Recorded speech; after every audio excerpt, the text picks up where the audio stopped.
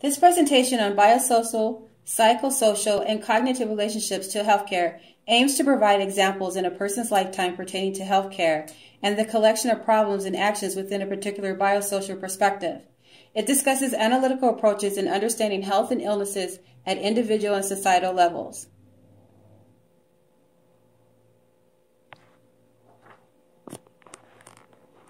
We begin with CJ's life story.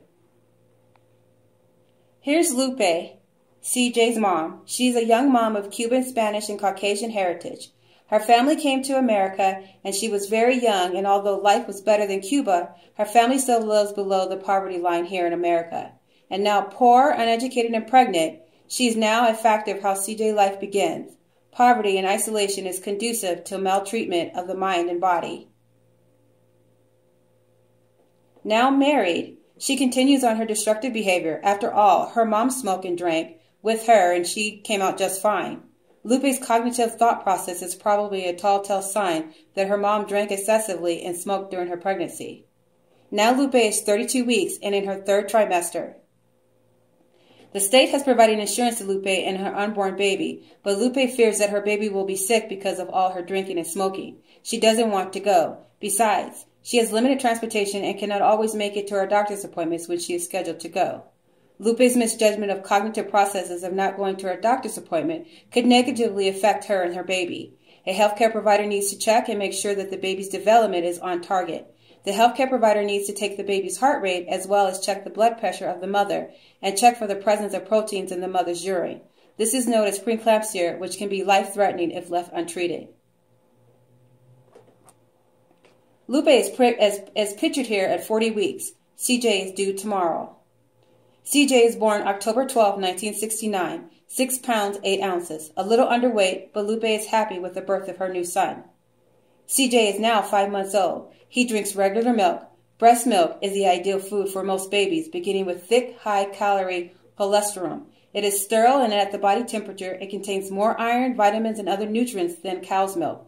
It is more digestible. It provides the infant with immunity to any disease the mother has already had or been inoculated against, and it decreases the risk of diseases that appear in childhood and adulthood, including obesity, diabetes, and heart disease.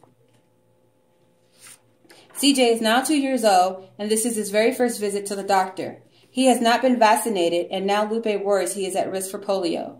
A key factor in reducing the childhood death rate was the development of immunization. Although many parents have concerns about the potential side effects of vaccinations, the risk of disease far outweighs the risk for immunization. Furthermore, each vaccinated child stops the spread of disease and, in effect, protects others, a phenomenon called herd immunity. From homelessness to public housing, CJ and his brother did not have it easy. Many nights there was not enough food. His mom, now a single mother, did the best that she could. In his early childhood, CJ's family finally settled in Flint, Michigan. It was nothing for CJ to put his glass underneath the kitchen faucet and get a glass of water. Little did he know the drinking water had a series of problems accumulated with lead contaminants. The water led from aging pipes to leak into the water supply, causing extremely elevated levels of heavy metals to be consumed. In Flint alone, 6,000 to 12,000 children have been exposed to drinking water with high levels of lead that may experience a range of serious health problems later in their lives.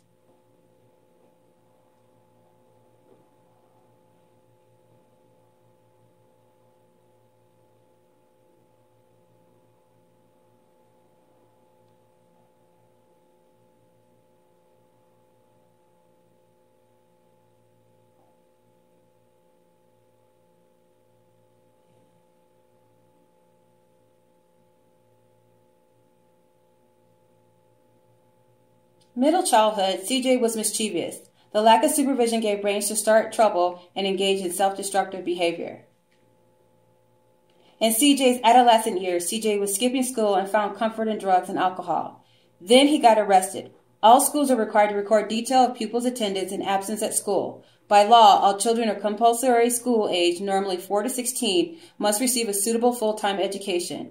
Once your child is registered at school, you are legally responsible for making sure they attend regularly. If your child fails to do so, risk getting a fine. Each parent could be fined up to $1,000 for each child or being prosecuted. A Terraria plan was put in place from the state. At the age of 16, CJ was working on his grandfather's farm after school and the weekends. He worked on the farm for 5 years. In that time, he learned after school and the weekends. He learned to love himself and be accountable for his mistakes. He appreciated hard work and learned empathy for animals as well as for people. He learned how to be a man. He appreciated his grandfather's and grandfather's love of kinship care.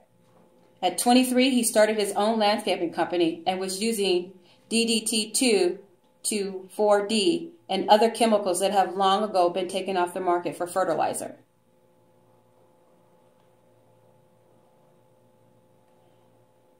After all, his grandfather used them, so he was using them.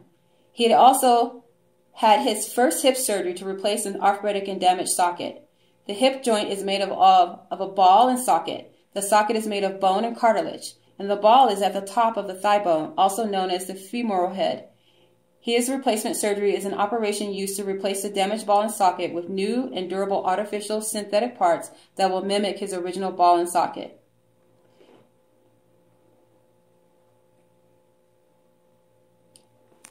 CJ continued his love of landscaping for 16 more years, exposing himself to more and more dangerous chemicals. In middle adulthood and 3 hip surgeries later, CJ went to the doctor thinking his sciatic nerve was bothering him. His sciatic nerve needed to be removed each time his ball and socket was replaced. Now he was having trouble walking and balancing himself. He knew he was getting older. After all, he would be 40 this year. He was diagnosed at that time with early onset Parkinson's disease, and to make matters worse, there is no cure.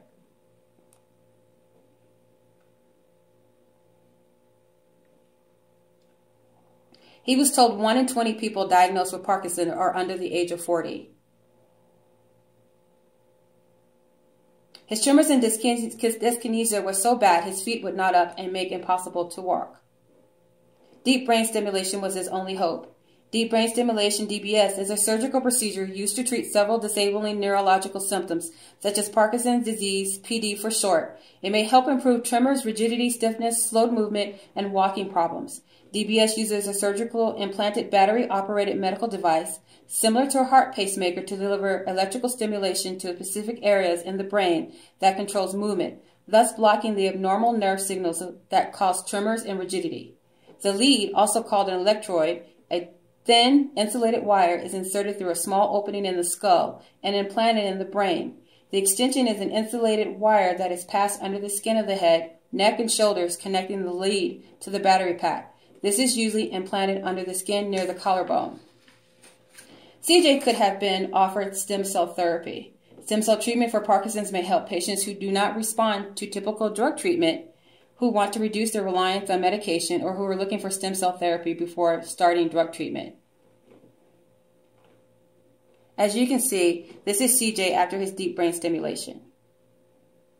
Here he is several years later with his grandson in his lap. His brother and son are behind him. This is CJ's wife of 47 awesome years. Death and acceptance. You have denial, bargaining, depression, and acceptance. The acceptance stage is where you have processed your initial grief, emotions, and are able to accept that death will occur and cannot be stopped.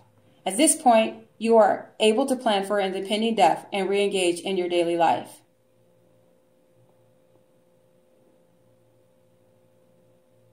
Time to go home. The science of human beings have many beginnings and how the power of culture, social, and environment can affect the body's growth and development during its entire lifespan. Growth for every human being is multi-contextual, multicultural, multidisciplinary, and plastic.